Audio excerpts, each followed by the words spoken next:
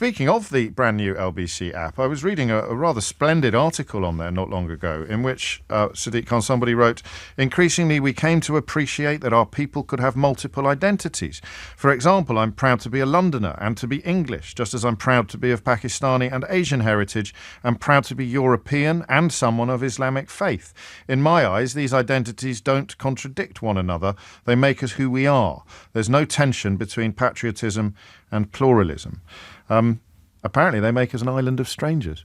Well, let me be quite clear. Good morning, James, to you and your listeners. I speak both as the Mayor of London and as a citizen of this great city my entire life, and saying I recognise every day the massive contribution a successive wave of migrants has made to our city economically, socially and culturally. And I want to thank those who are migrants for what they do for our great city. I'm the son of immigrants, as you alluded to, and I can say from my own personal experience that I practice my faith. I'm very proud of my heritage, which is Pakistani and Indian, but also of being a Londoner and a Brit.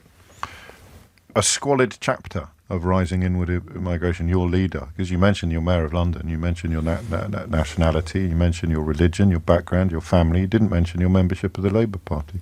Well, look, the sort of language that I use is different to the sort of language used by others. That's not the sort of words that I would use.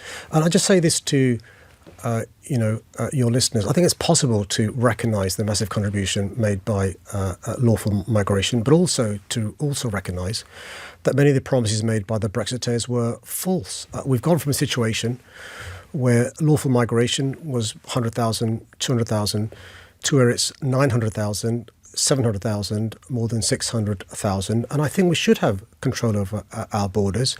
But I think you can be consistent in saying that and also recognising the massive contribution made by successive generations of migrants. What emotions do you feel when you see those words, like squalid chapter and island of strangers, from a Labour Prime Minister? Well, my job is to reassure those of you listeners who may be nervous and titchy. Well, when you read the entire white paper, the white paper actually is about solutions to some of the challenges faced. It's not just about the message, is it? It's about the messenger, and the messenger chose to use those phrases, and he's your mate, Keir Starmer. Yeah, well, I mean, if you listen to the Prime Minister's speech, he also talked about diversity being a strength. But I'm not asking you, respectfully, I'm not asking you about those bits. I'm asking you how you feel about these bits, specifically. Squalid chapter. He's talking about your parents. And an island of strangers. He's talking about you. I think, to be fair to the Prime Minister, it's important that we are. He was referring to recent years in terms of the promises. About someone else's parents. Well, no, the point he was making, I think, from the passage in the speech you're referring to, is the promises made by Brexiteers to, inverted commas, take back control. The highest numbers of net migration have been in the most recent years. 900,000, 700,000, 600,000.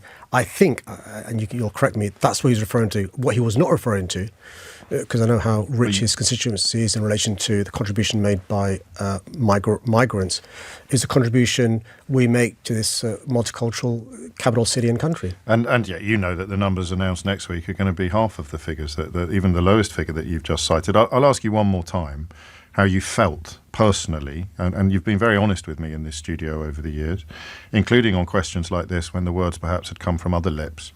How do you feel to hear a Labour Prime Minister talking about a squalid, that word squalid chapter, not an unacceptable chapter or an unreasonable or an unsustainable chapter, a squalid chapter and an island of strangers? Well, those aren't words that I'd use. But how did you feel? Well, look, I read the white paper, okay, and I understand the context of the white paper, and those aren't words that I'd use. Let's take another call. The next call is from Orpington. Sonny, over to you. Hello, how are you, Mayor? I'm good. Sunny by name and sunny by nature, hey? Yeah. As is the weather outside LBC. Yeah, okay. Yeah, my question to you is regarding yesterday's statement by Prime Minister. If you are the Prime Minister, will you make such comment that the way Britain is going to become an island for foreigner? And again, with such remark, make it difficult for people like you to become a leader in Labour? Well, Sonny, I won't deal with the mischief making in your question. I'll deal with the substance of your point, if that's okay, which is, look, it's really important that I share my experiences as not just the child of immigrants, but as somebody born and raised in this city, and I've seen the contribution migrants have made. But let's look at the stats and the evidence.